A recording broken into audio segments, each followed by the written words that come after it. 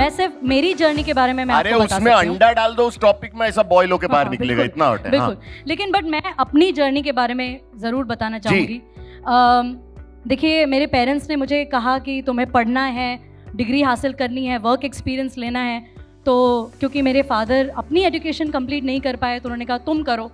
तो बिल्कुल मैंने यहाँ पर डिग्री हासिल की, मीडिया की पढ़ाई की।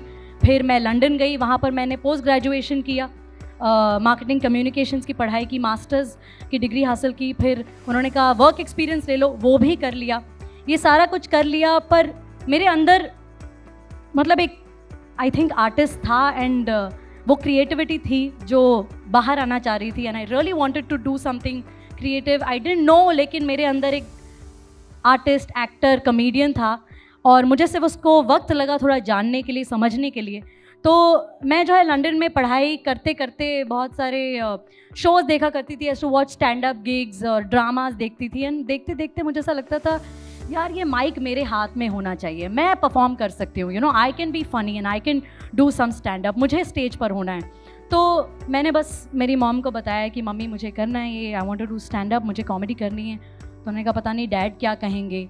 तो फिर उस वक्त डैडी आए हुए थे यूके में, वो टूर कर रहे थे, उनके शोज़ चल रहे थे यूके के अंदर। फिर मैंने उनको बिठाया, मैंने कहा डैडी मुझे कॉमेडी करनी है। तो वो थोड़ा सा घबरा गए because he was not expecting it. और मैं पढ़ाई कर रही थी तो उनको लगा कि अच्छा ये ऐसे ही चलेगा, he wanted me to have a secure life. और एज अ फादर वो बहुत प्रोटेक्टिव थे मेरे प्रति। तो देन ही सेड अच्छा ठीक है, if you want to do this. तो ही सेड ऐसे हाउ विल आई नो कि तुम कर पाओगी या नहीं, हाउ विल आई नो, मुझे कैसे पता चलेगा।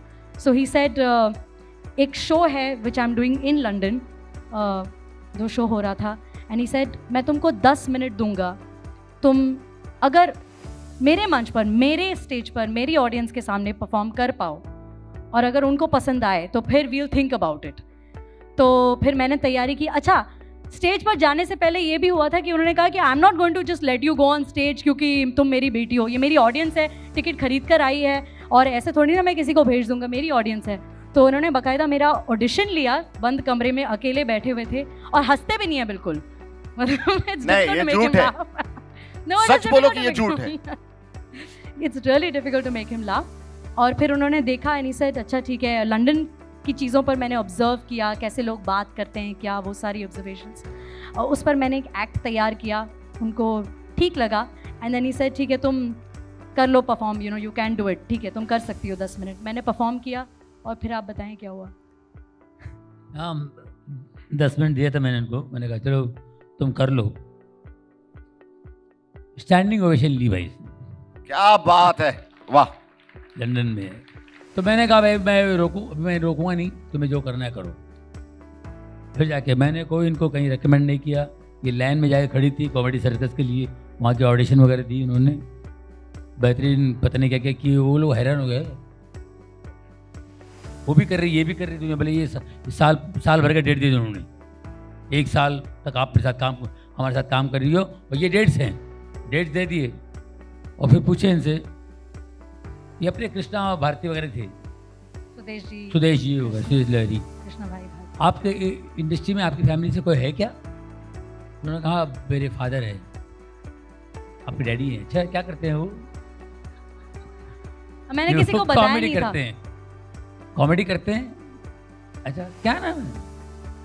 Johnny Lever. अरे बाप रे, जॉनी भाई की बेटी। तो फिर वहाँ से इनको वो करती गई, उनको पता ही नहीं था कि मेरी बेटी है। अच्छा।